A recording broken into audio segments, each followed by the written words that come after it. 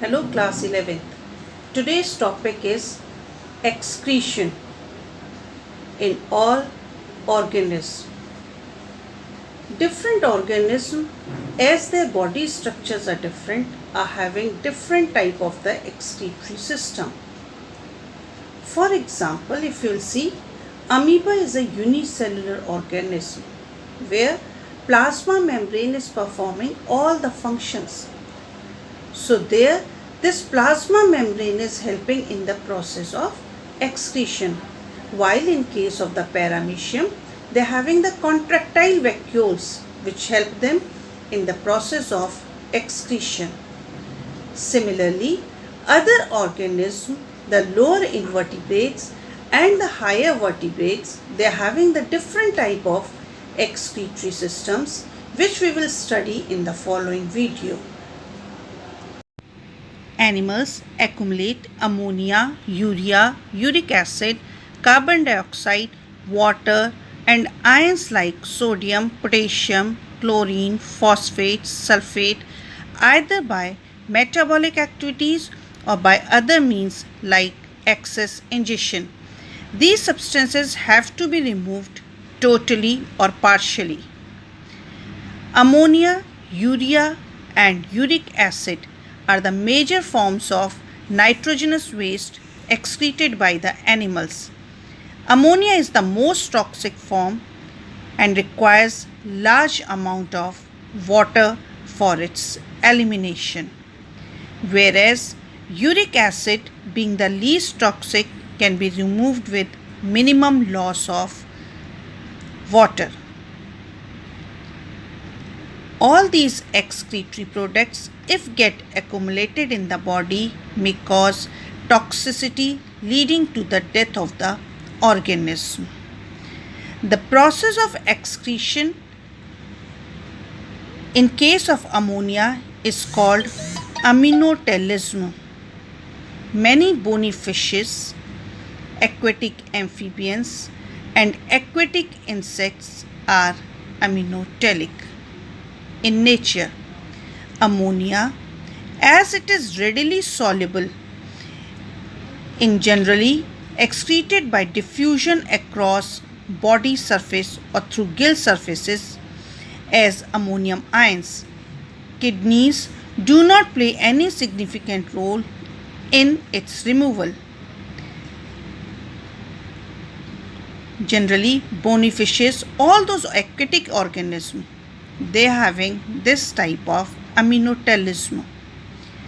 Terrestrial adaptation necessitated the production of lesser toxic nitrogenous waste like urea and uric acid for conservation of water. Mammals, many terrestrial amphibians, and marine fishes mainly excrete urea and are called ureotelic animals. Ammonia produced by metabolism is converted into urea in the liver of these animals and released into the blood, which is filtered and excreted out by the kidneys.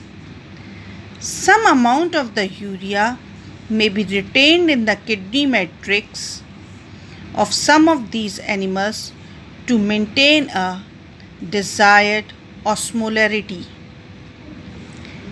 Reptiles, birds, land snails, and insects excrete nitrogenous waste as uric acid in the form of pellet or paste with the minimum loss of water and are called uricotelic animals.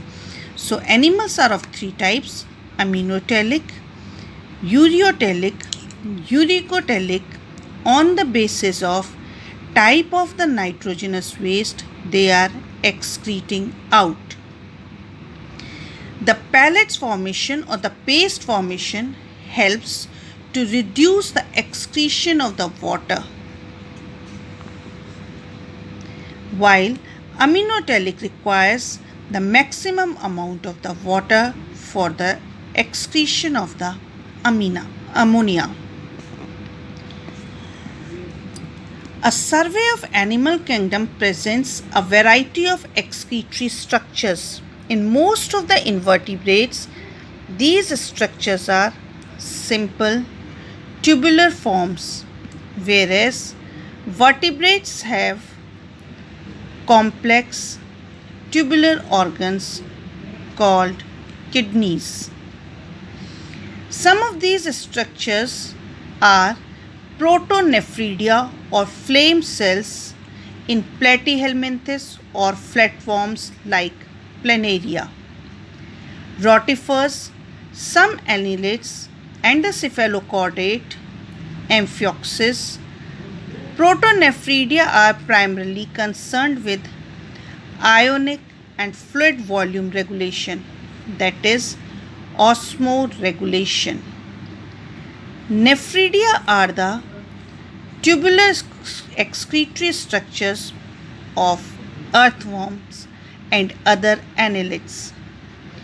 Nephridia helps to remove nitrogenous waste and maintain a fluid and ionic balance.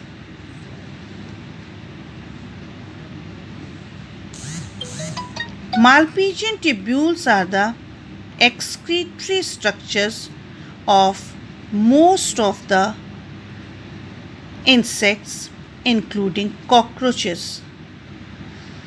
Malpighian tubules help in the removal of nitrogenous waste and osmoregulation. Antennal glands or green glands perform the excretory functions in crustaceans like prawns, crayfish, etc. Generally, the excretory system is performing not only the excretion of the nitrogenous waste but also in osmoregulation. In humans, the excretory system consists of a pair of kidneys, one pair of ureters, a urinary bladder, and a urethra. Kidneys are reddish brown, bean-shaped structures situated between the levels of last thoracic and third lumbar vertebra. Although other than the kidney, skin, lungs also help in the process of excretion. The presence of sebaceous gland and sweat glands help in the removal of oil and excess water with certain electrolytes such as sodium chloride, urea, lactic acids are being removed respectively. Each kidney of an adult helps in removal of urea, but this urea is prepared by the liver.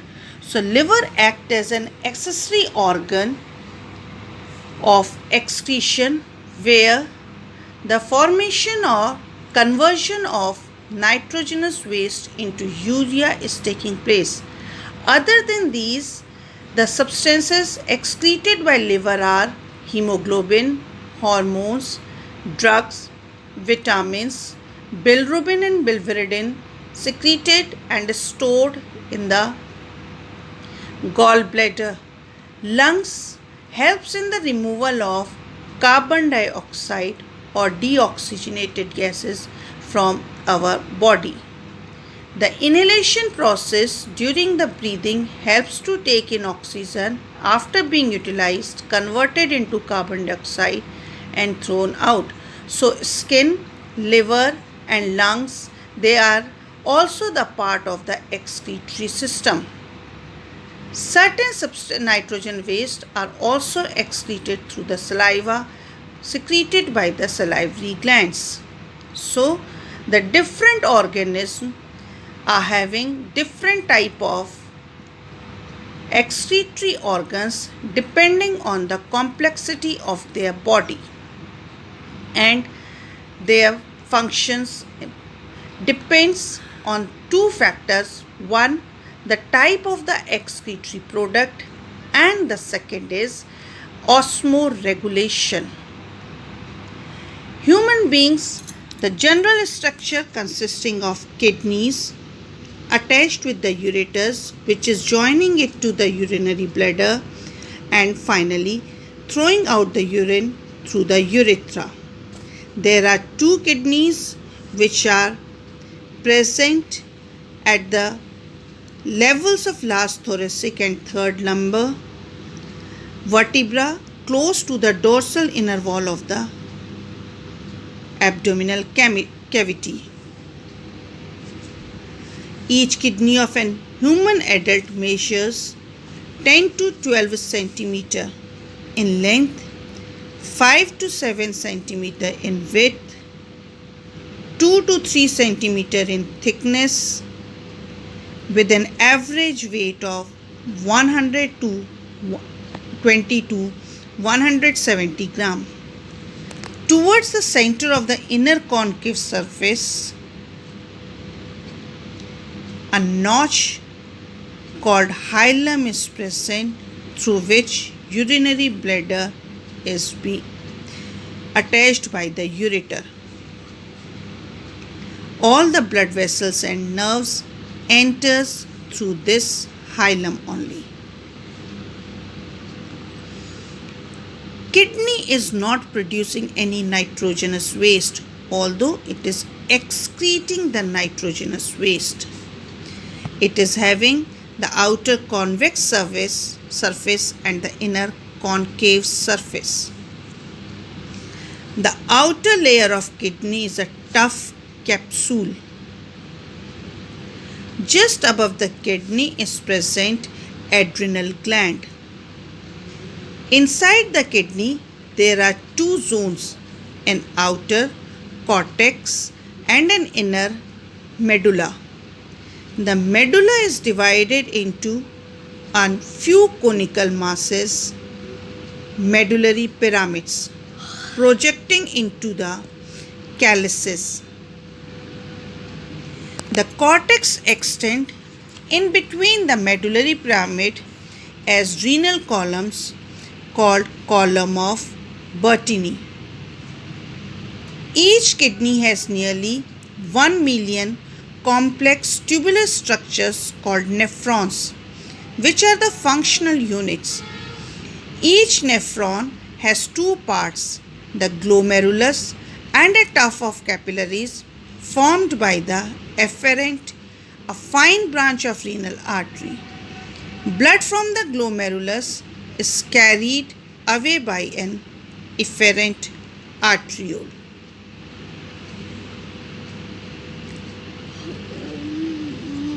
All that function of filtration is done by the glomerulus. The characteristic feature is complete blood or the macromolecules of the blood do not come out of this glomerulus. Only the blood plasma with the dissolved substances will come out from the glomerulus. The function of the kidney are ultrafiltration, reabsorption of salt and water, and secretion of certain substances. The renal tubules begin with a double-walled cup-like structure called Bowman's capsule, which encloses the glomerulus. The glomerulus, along with the Bowman's capsule, is called the Malpighian body or renal corpuscle. The tubule continues further to form a highly coiled network, proximal convoluted tubule, PCT. A hairpin shaped Hanley's loop is the part of the tubule which has an ascending and a descending limb. The ascending limb continues as another highly coiled tubular region called distal convoluted tubule. The DCT of many nephrons open into a straight tube called collecting duct, many of which converge and open into the renal pelvis through medullary pyramids in the calyces.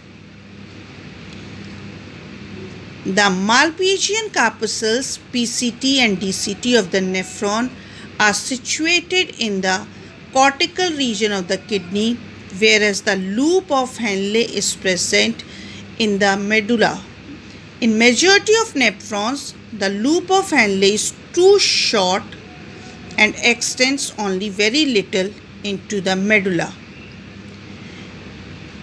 Such nephrons are called cortical nephrons. In some of the nephrons, the loop of Henle is very long and runs deep into the medulla. These nephrons are called juxtamedullary nephrons. The efferent arteriole emerging from the glomerulus forms a fine capillary network around the renal tubule called the peritubular capillaries. A minute vessel of this network runs parallel to the Henle's loop, forming a U-shaped vasa recta. Vasa recta is absent or highly reduced in cortical nephrons. See this video at least thrice and try to get the diagrams done. Each and every diagram of this chapter is very important. Make notes. If you will not write, just listening will not work out. So prepare notes.